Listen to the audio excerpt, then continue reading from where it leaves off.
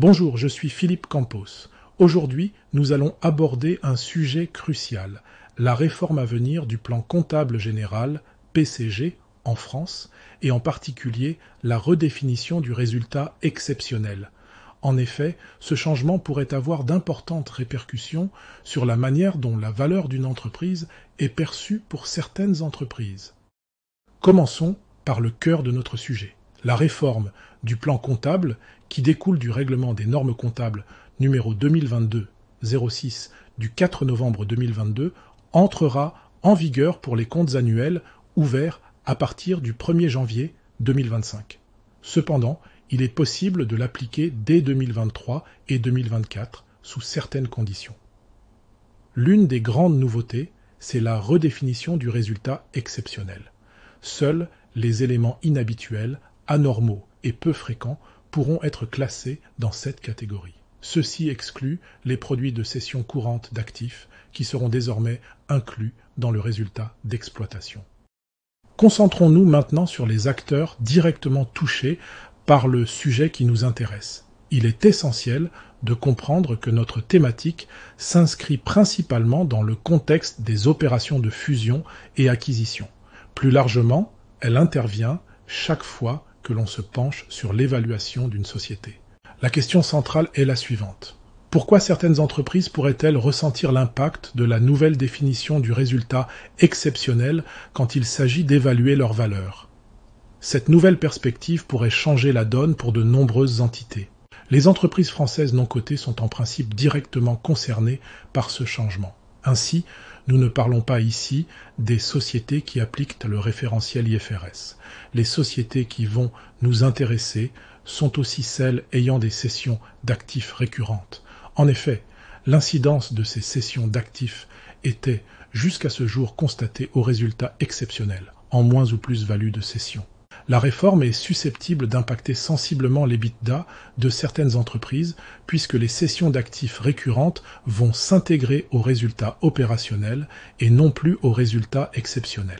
Enfin, pour les entreprises établissant des business plans, il sera crucial d'aligner ces plans avec les nouvelles règles ou d'expliquer les écarts. En d'autres termes, pourquoi des flux récurrents liés à la cession d'actifs ne sont pas inclus dans les prévisions. Je tiens à souligner ce point car, d'après mon expérience, lorsqu'on utilise la méthode des DCF, Discounted Cash Flow, l'impact des cessions d'actifs est souvent négligé dans les prévisions, bien qu'il soit fréquemment observé dans les flux de trésorerie historiques. Il est important de rappeler que dans les opérations de fusion et acquisition, l'EBITDA, Earnings Before Interest, Taxes, Depreciation and Amortization, est souvent l'agrégat de référence, bien que d'autres agrégats puissent être utilisés dans une moindre mesure. Cet agrégat joue un rôle clé dans l'évaluation des entreprises.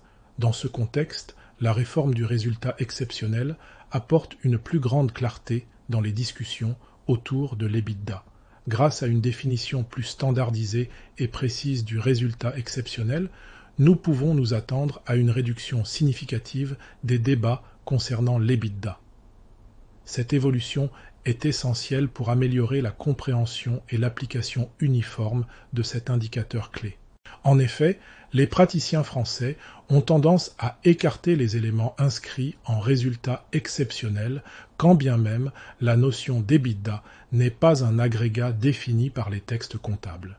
En pratique, l'EBITDA est assez proche de la notion d'excédent brut d'exploitation, EBE, sous réserve de quelques ajustements.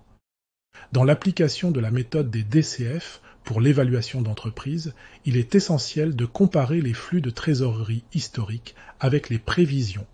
Cette comparaison permet d'apprécier la cohérence de certaines hypothèses du business plan sur lequel repose une partie du modèle DCF. Ou tout du moins, cela permet de comprendre le passage des flux historiquement observés avec ceux anticipés par la direction de l'entreprise à évaluer. Avec la redéfinition du résultat exceptionnel, une vigilance accrue est nécessaire. Les charges et produits autrefois classés comme exceptionnels sont désormais considérés comme opérationnels. Cela pourrait requérir une nouvelle perspective dans l'évaluation des flux futurs. Concernant les cessions d'actifs, bien qu'elles soient rarement incluses dans un modèle DCF, il est important de les considérer en principe, surtout si elles sont récurrentes. Ignorer ces opérations peut créer une distorsion entre la réalité économique et les prévisions.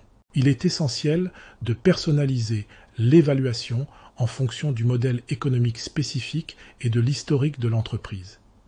Écarter certains éléments peut être une option, mais cela nécessite une justification motivée et claire. Sans cela, la crédibilité du business plan et donc de la valeur sous-jacente pourrait être compromise. Bien sûr, le défi réside dans la modélisation des plans de cession future des actifs. En pratique, les entreprises les plus impactées par cette considération sont celles ayant un renouvellement cyclique de leurs actifs, à l'image des sociétés de transport qui renouvellent fréquemment leur flotte. Pour conclure, l'importance de cette réforme réside notamment dans la clarification qu'elle apporte entre les résultats courants et exceptionnels. Elle devrait contribuer à atténuer les conflits post-acquisition, souvent liés à la fixation d'un prix définitif ou à des ajustements de prix. Ces conflits naissent parfois de désaccords sur l'inclusion de certaines charges ou produits dans l'EBITDA, auparavant classés en exceptionnels dans le compte de résultat de la société cédée. Je vous encourage à visiter mon blog philippecampos.com pour approfondir ce sujet.